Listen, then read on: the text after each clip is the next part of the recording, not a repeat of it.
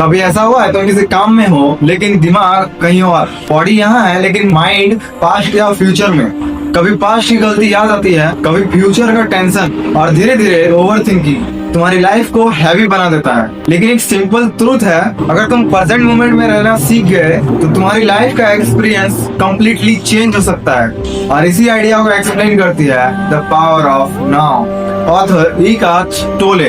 एक सिंपल बात बोलते हैं, इंसान की सबसे बड़ी प्रॉब्लम क्या है? माइंड का कंट्रोल। हम सोचते हैं कि हम अपने माइंड को कंट्रोल करते हैं, लेकिन रियलिटी क्या है? माइंड ही हमें कंट्रोल करता है। एग्जांपल, तुम पढ़ने बैठते हो, फिर माइंड बोलता है थोड़ा फोन चेक कर ले, फिर एक रील, फिर दूसरी रील, और 30 मिनट खत्म, और फिर गिल्ड। यही माइंड का ट्रैप है। सोचो एक लड़का है, वो लाइब्रेरी में पढ़ने गया, बुक खोली, लेकिन 5 मिनट बाद ही दिमाग में थॉट्स स्टार्ट। कल क्या होगा, लोग क्या सोचेंगे, मैं सक्सेसफुल बन पाऊंगा या नहीं, और धीरे धीरे वो पढ़ना ही भूल गया।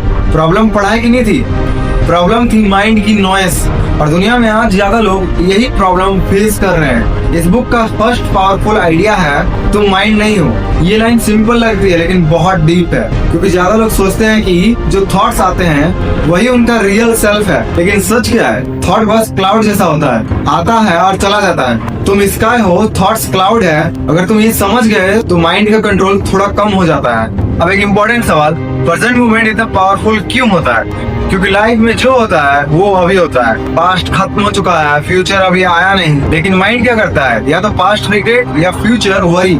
और इसी वजह से लोग प्रेजेंट पीस मिस कर देते हैं। एग्जाम्पल, सोचो तुम दोस्तों के साथ बैठे हो, चाय पी रहे हो और हंसी मजाक चल रहा है, लेकिन दिमाग में एक थॉट आता है कल एग्जाम है, और सडनली तुम्हारा मूड चेंज। रियलिटी में प्रॉब्लम थी ही नहीं, प्रॉब्लम थी माइंड की स्टोरी। इसलिए बुक कहती है अगर तुम प्रेजेंट मोमेंट में रहना सीख गए तो अननेसेसरी सर्फिंग कम हो जाती है। बुक का सेकंड पावरफुल आइडिया है ऑब्जर्व योर माइंड।